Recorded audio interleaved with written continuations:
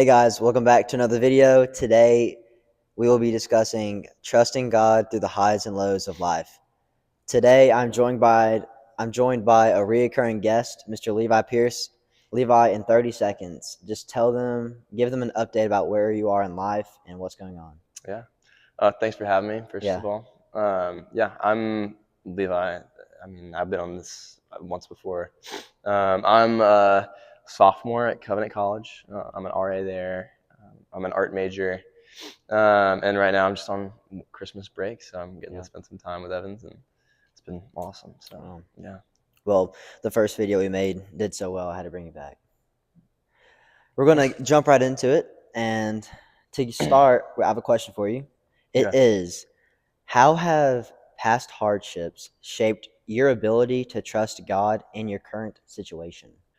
I think prayer is such a huge deal. I think Mhm. that if we encountered hard things, but we never took a moment to reflect upon them or to think about the significance of them, I think that they would, I wouldn't say they would be purposeless, but I think that we would really be missing out on something that's, I think, really important to our growth Yeah. as individuals. I think that um, to say that we can learn something from uh, every single hard thing, I think would be an exaggeration, because I think that we need to acknowledge that, like, we're limited, and that um, part of that limited nature is that there are things that we're going to encounter that we don't understand why they happen. Um, and I would say that prayer is such a big deal because when we encounter hard things, um, sometimes hard things happen and there's not a reason for them, right? Like, Yeah. as Christians, we can argue that there is no rational reason for sin, right? So we can't rationalize sin, because if you could rationalize sin, then you could work it into God's plan. And sin is not a part of God's plan. He did not create sin. It's not part of his will. God works around it. I think God allows for it to exist, which is different than him creating it or wanting it to exist. He doesn't want it to exist for that. Yeah. For me, in my life, I think one of the things that comes to mind is the first time I really prayed the prayer to become more strong in my faith. Mm, The next time something in my life came up that filled my life with uncertainty and I was fearful of it, mm, I relied on God solely. And that has now become like the cornerstone of like my belief and what I built everything up on. mm, And so to go back to the question, how has it shaped my ability to trust in God? I think now I'm at a place where one, every night I kind of just give everything to God, mm, and I really understand now that like it's all up to him, and I'm only here living a life, but he's the one that's pulling all the strings mm, behind my back. And I think I'm luckily enough that I'm in a place where I can trust him, and that even though it's hard sometimes, like sometimes at night when I'm praying, I'm like, I don't want to pray this prayer because I know that like it's going to require maybe some uncertainty or some uncomfortability in my life. mm, I think at the end of the day I have peace knowing that it's all for my good. mm. um yeah. Yeah. How can trusting God in the lows prepare you to remain humble and faithful in the highs? Second Corinthians talks about, Paul's talking about the thorn in his side. Mm, And he says that he knows it was from God, and he knows that it was meant to keep him humble. mm, So trusting God in the lows, it will prepare you to remain humble and faithful in the highs, because I think it's from God, and Paul's like recognizing that it is. And so if it is, when it is from God, it's going to be something certain and for sure that if you use him in this and you don't totally disregard going to him whenever you're faced with these things, mm.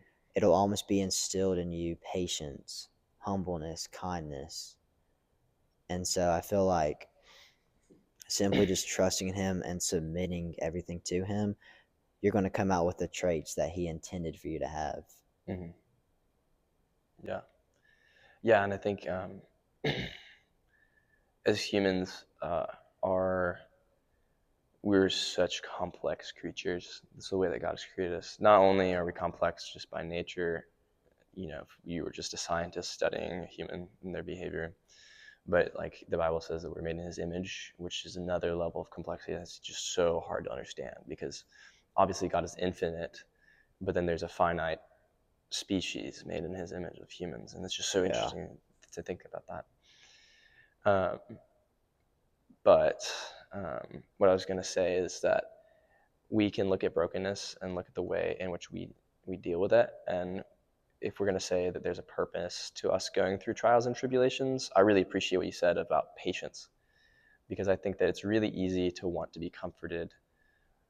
So let's say, for instance, that I get cancer and I go through the process of chemo and I, survive, make it out. Like it might be short-sighted if I was going to say the only purpose for me to go through chemo and to survive is so that I can help other people with cancer. Yeah. Because that's kind of limiting what God can really do to work through that. Yeah. It would be awesome. It'd be a great blessing to be able to do that. Like maybe, you've experienced some sort of hardship and tribulation and you feel a calling to reach out to the people that are walking through that and help them walk through that, right? Like disciple them. That's perfectly wonderful and great. But I think that there's something to be said about like sometimes when you're going through something difficult, the knowledge that you're just being formed and shaped and being made stronger, and you let there be kind of like an ambiguity, you let there kind of be a mystery of how the Lord is going to use it. There's something really beautiful with that, because like you're not limiting what God can do with you because you don't even understand how God is working, if that makes sense. And there's something I think that's really important about that. Mm-hmm. And maybe again, like maybe you go through something really difficult and you just feel really passionate of like, I really want to help people get over this. I want to help people walk through this. I want to just be really compassionate and feel for people. 100%, like do that 100%. And I think that's great. But at the same time, like the Lord can use your suffering in just such a variety of ways. Like don't try to limit it. Yeah. Moving on to the last question of the video. How does trusting God change the way that you view success and failure in waiting seasons? Mm-hmm. Trusting God in every season, I think, means looking at the Bible for context. Obviously, we probably are never going to be able to perfectly relate to King David because neither of us are kings, neither of us live in Mesopotamia. But there's something to be said about we can be comforted in knowing that like the pain and the suffering that we're experiencing, maybe if you were going to write it down on paper, would sound new, right? Because it's in a new culture, new context. But pain and suffering has been around forever. Yeah. And the Lord has been faithful to those people long before we were alive, right? Like people, the things that you struggle with, they existed a long time ago, but it's just in different forms, right? Mm-hmm. As technology has progressed or as culture's progressed, like the way in which sin presents itself has changed. But I'd say when it looks at like different seasons, I would say that when we trust God, obviously we can say in theory, okay, I trust God. But when, sometimes just telling yourself that you trust God or just trying to make yourself trust God isn't enough. I think trusting God looks like using all that he's given you, right? So God has given you the free will to be able to, think to yourself, okay, I trust God, and try to do that. But we kind of have this mysticism about it sometimes of like, okay, I'm going to trust God. I'm just going to think and just try to think my way through this problem. And I would say when it looks like trusting God, like use the will that he has given you to take action on it, right? Like when you're trusting God, to take care of you, to provide for you, like take action on it. If you have some sort of doubt, go pursue it and go and like try to dig deeper into seeing like what's going on and not be afraid of what might happen if you fail. Because what's important to understand is like we're finite creatures, right? So when we try and pursue truth as being finite, we're going to fail, right? And when we fail, it's not condemning us Yeah. to sin, right? Because God didn't make us as infinite creatures. God made us as finite creatures. Just like there's a limit to our abilities, right? And I think that there's something really beautiful about pursuing what God is challenging you with and failing, because it's a reminder that we're finite and that there is the infinite God that we rely upon. And in knowing that there's an infinite God, we can dig into that truth to be able to continue to pursue and to continue to fail. Yeah. The word that stuck out to me most is change in this question. Mm. Before I was living my life on the solid rock of God, I would have viewed success as like something I would use as selflessness. Selfless. No. Selfish? Selfish. Yeah. Yes. I Yeah, would be yeah. selfish with it.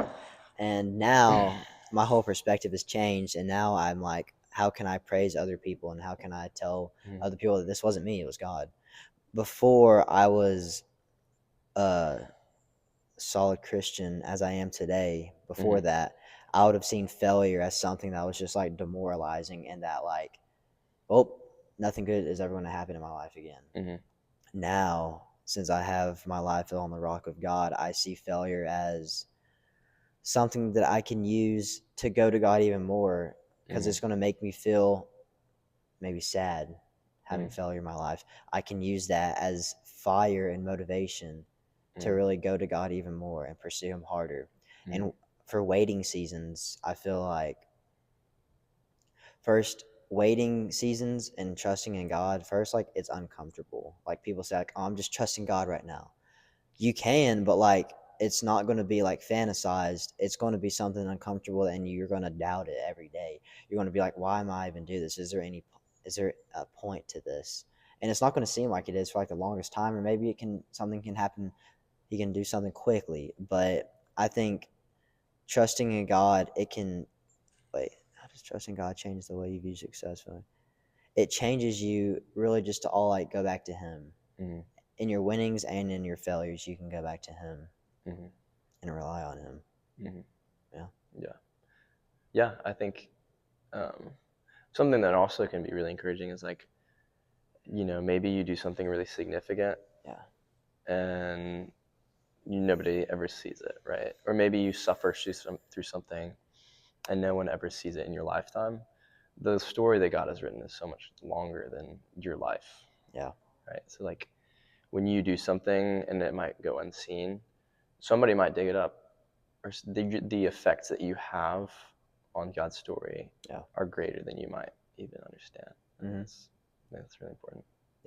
Well, one final quote. I saw this on Pinterest today, and it said, sometimes God lets you hit rock bottom so you realize that He's your rock. That's what we have for you today, Levi. Thank you for doing this again. Hopefully we can get you on in another 6 months. I appreciate you coming on and sharing what you know, and we will see y'all on the next one.